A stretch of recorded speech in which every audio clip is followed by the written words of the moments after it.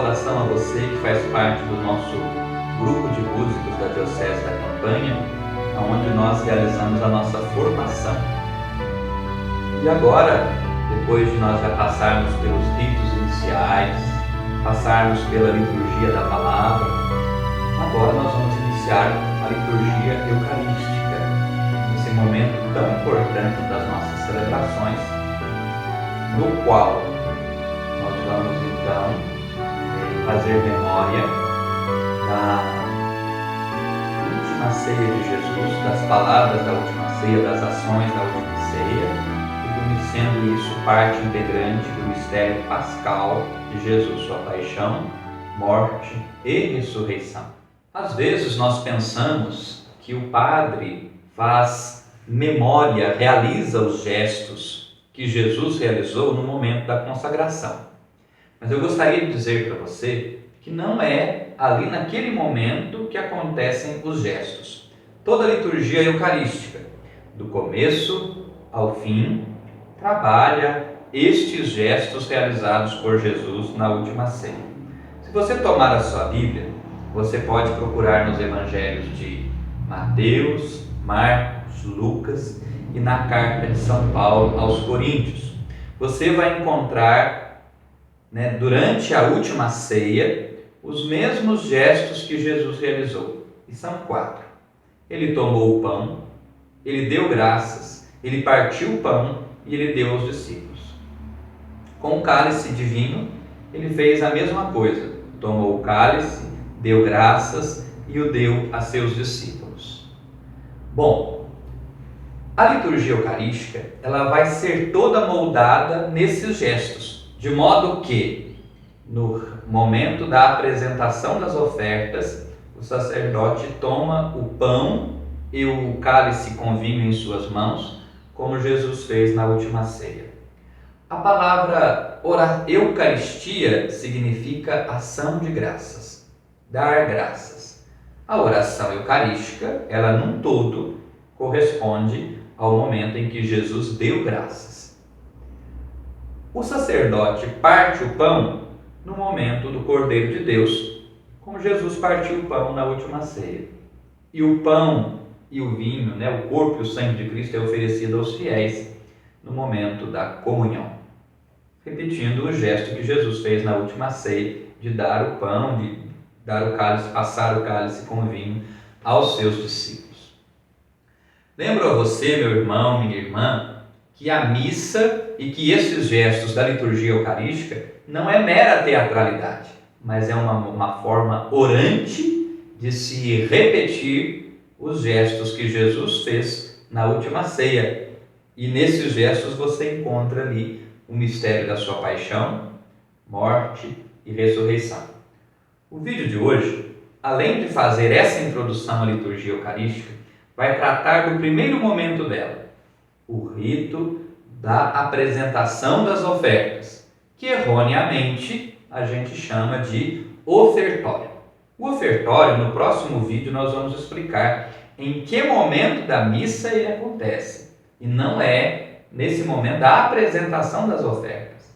A apresentação das ofertas é o momento em que as ofertas são levadas ao altar, conduzidas ao altar, e aí são apresentadas, diferentemente de oferecer. O rito de apresentação das ofertas corresponde de alguns momentos. Ele não é um único momento. Em primeiro lugar, tem a procissão, em que as oferendas são levadas ao altar, seja da credência para o altar, ou seja, do espaço do meio do povo, dentro da assembleia, para o presbitério. Depois, em que as oferendas são levadas ao altar, e eu faço questão de abrir um parêntese aqui para dizer a você que nós só levamos ao altar as oferendas que serão consagradas, o pão e o vinho, as âmbulas com as hóstias e o vinho e a água que será utilizada na celebração. Não se leva ao altar ferramentas de trabalho, não se leva ao altar objetos.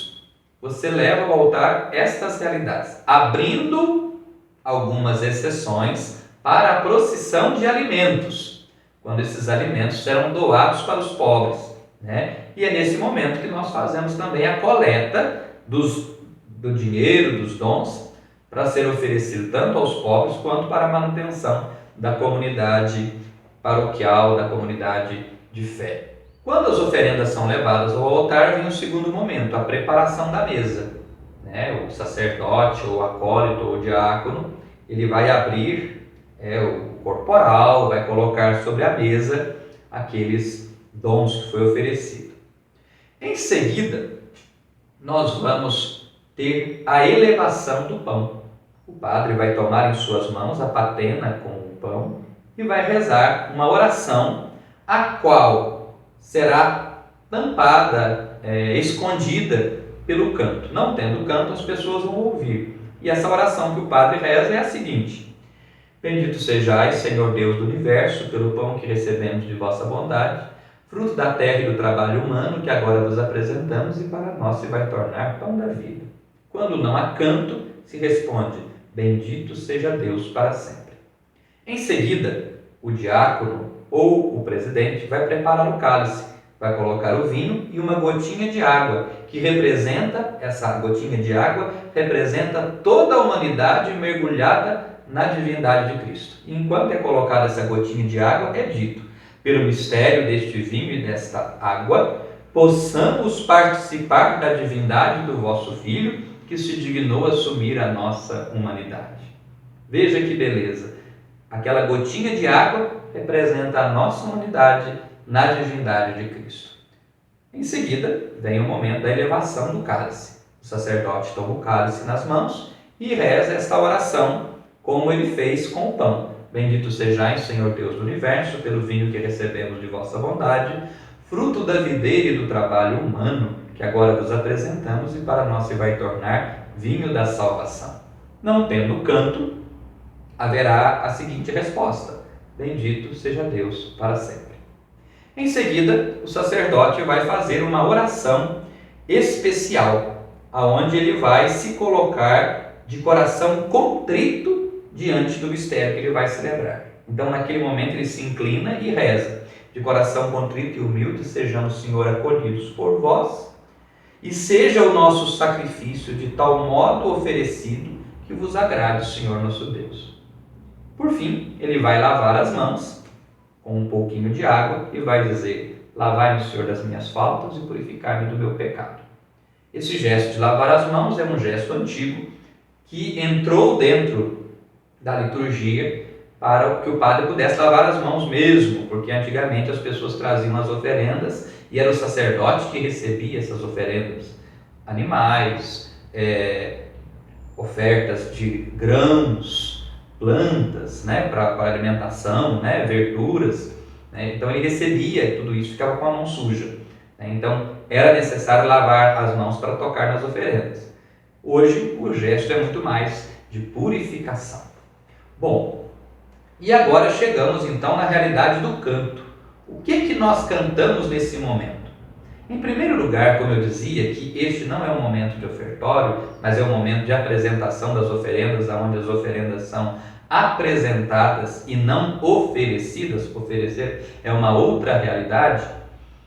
O canto de apresentação das oferendas deve ser um canto que vai acompanhar o rito. Ele vai durar enquanto dura o rito.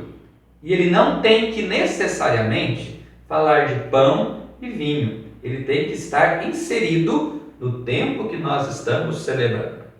Retornando à fala de duração do canto de oferendas, ele começa logo que inicia-se a procissão.